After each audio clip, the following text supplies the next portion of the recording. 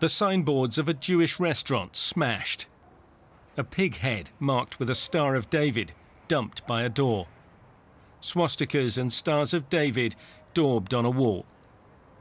This was the aftermath of an anti-Semitic attack in the eastern German city of Chemnitz in August 2018. It was just one of more than 1,600 anti-Semitic crimes committed in Germany last year. That's an increase of 10% on 2017. Particularly worrying, the number of violent incidents, like this one in Berlin, has increased by 2/3. I am concerned, but not really surprised. It fits with what I hear from Jewish organizations and representatives when I talk to them. It should give us the impetus to take preventative action soon and to make sure that anti-Semitism does not arise in the first place.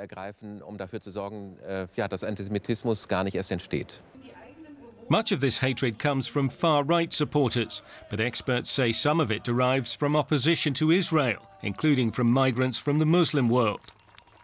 And Germany is not alone. Anti-Semitic incidents are becoming more common in other countries too. France this week reported a rise of more than 70% in 2018 compared with the previous year. Unfortunately, anti-Semitism is on the advance everywhere in Europe. We need to find European solutions. I support the idea of making the fight against anti-Semitism a priority for the German EU presidency next year. Another part of the picture in Germany is that the Jewish community is growing, and demonstrations of solidarity with them by non-Jews are common. While most Germans recognise that from the Holocaust comes a special responsibility to protect Jews, there is sadly still a minority ready to turn violent aggression against them. Well, joining us in the studio for more on all of these developments is Anastasia Platuchina. She chairs a Jewish student organization here in Berlin, and she also works for other Jewish institutions in Germany. Anastasia, thanks so much for being with us. So, I mean, we just saw in this report some pretty disturbing statistics, anti-Semitic offenses on the rise in Germany. How does that make you feel? Are you afraid? Actually, afraid is not the right term for me personally. I think that we already faced anti-Semitic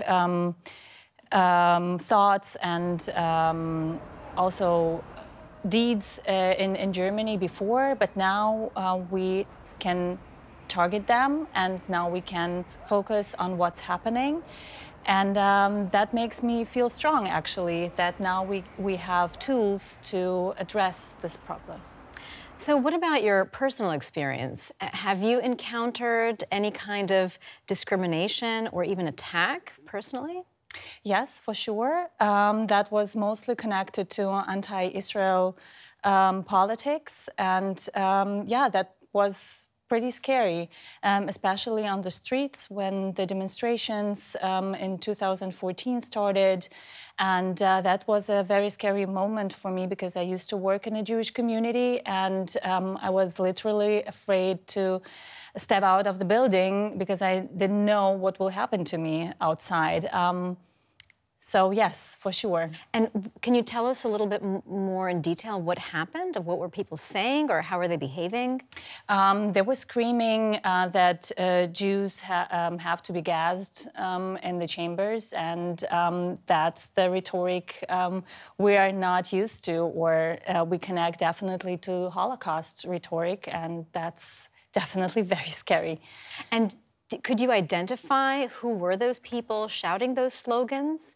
Those slogans were connected to a demonstration, connected to anti-Israel demonstration, connected again to the Gaza war. So actually it wasn't something about Jews in Germany, but the switch was very fast. All right. Well, I also want to ask you about your work within the Jewish community. I know you're active in a number of different institutions and organizations. How important is it for you to be visible in your work? After 2014, it became more important to me, especially because I saw that this, as I said, switch from anti-Israel to anti-Semitic is very fast, and actually it implies that the same. And I think that that was the moment when I personally understood that it's important to invest more in the education and fight this. Well, speaking of education, I really want to ask you quickly, if you can, to explain to us the work you do with an initiative called Rent a Jew. It sounds very strange. What is it about? It sounds very provocative, and that's exactly the goal.